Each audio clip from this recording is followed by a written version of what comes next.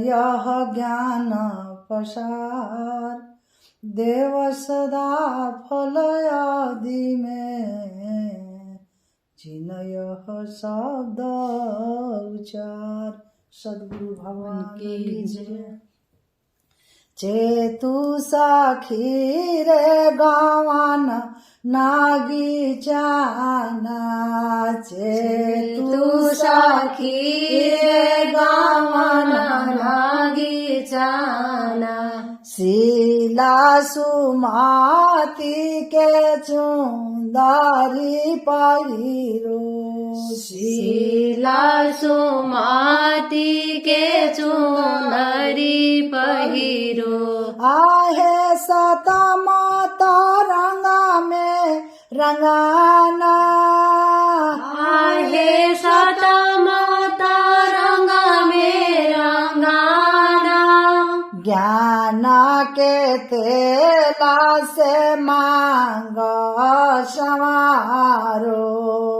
ज्ञान के तेला से मांगा संवारो, आहे निराभय सिंदूरा लगाना, आहे निराभय सिंदूरा लगाना, आहे निराभय सिंदूरा लगाना, कपट पट खोली बहाना, कपट पट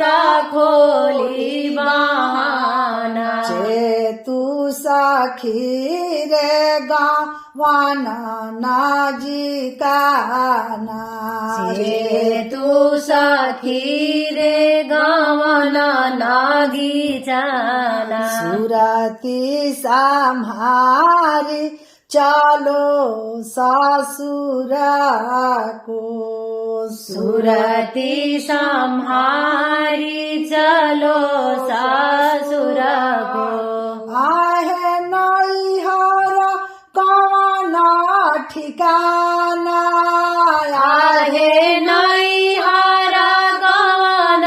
ठिकाना, सासुर अधर भवन अशथाना, सासुर अधर भवन अशथाना, आहे सारा शब्द निरमाना, आहे सारा शब्द निरवाना, अजब रंग ज्योति उगाना, अजब रंग ज्योति उगाना, चेतु सखी रे गवाना नाजिकाना, चेतु सखी रे गवन नागी जाना, चेतु सखी रे गवान नागी जाना, चेतु सखी रे गवन नागी जाना, परमा पुरुष बरवा पैबुवे सखिया, परमा पुरुष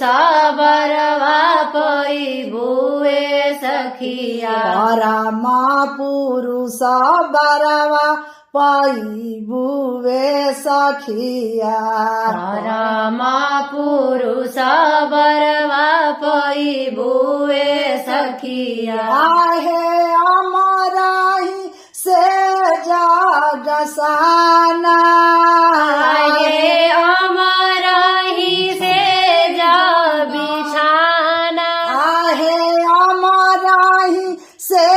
जा बिछाना, आहे अमराही से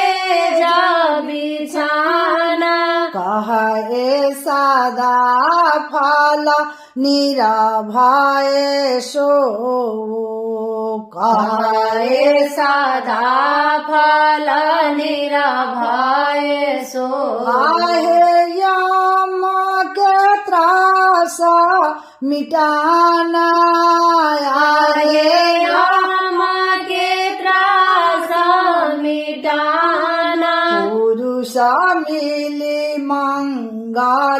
गाना पुरुष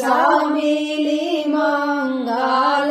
गाना चेतु साखी रे गावाना नाजी काना चेतु साखी रे गावाना नागी जाना। सद्गुरु भगवान की जय।